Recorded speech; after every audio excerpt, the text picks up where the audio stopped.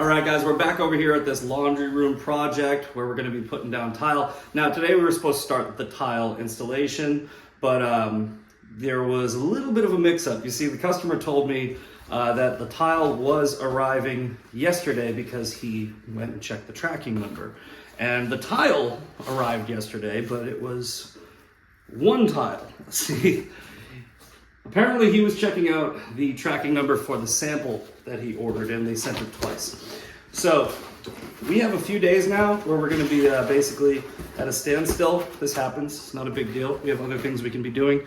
Not much, but one of the things I'm able to do, which I don't do often, is pre-floating the floor.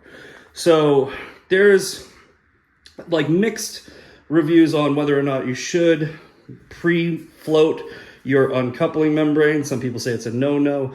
I personally don't think there's anything wrong with it as long as you're getting a good connection on your pre-floated floor, because if you use dry thin set or if you don't get that keyed in, the concern is that the uncoupling membrane is going to be useless, because the uncoupling membrane is supposed to create that bond where there's tolerance for movement, shear, what have you.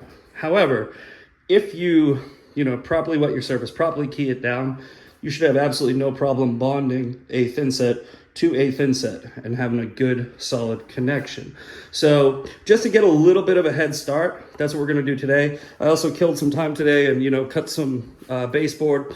We're still going to have to rip that down to meet the height of this baseboard, but once again, just to get a little bit of a head start for when the tile does arrive. But yeah, let me show you guys what the process is for pre-filling a uncoupling membrane in this one particular Strata mat. All right, so when pre-floating, I've seen people say the best way is to use a long flat trowel or a grout float, and they both work fine. There's really no wrong way to do it.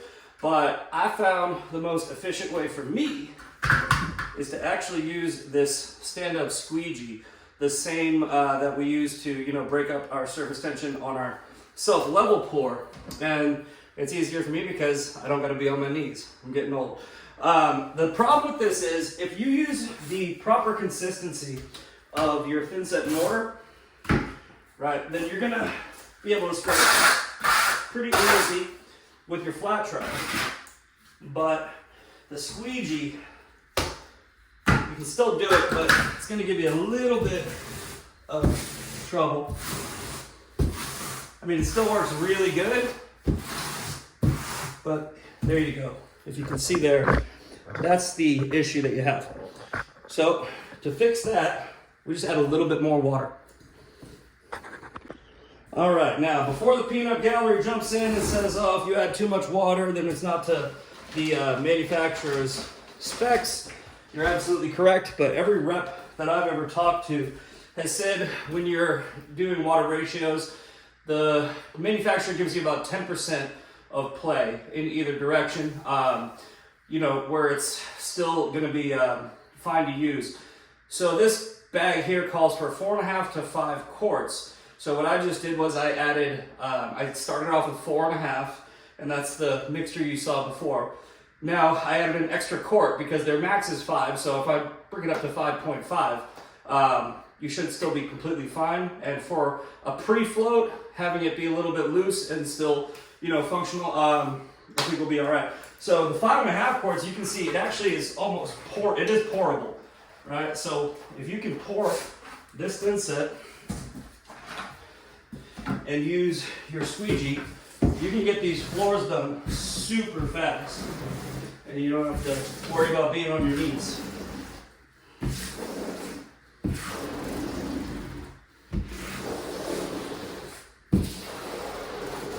And because it's so loose, it's going to go into all those crevices.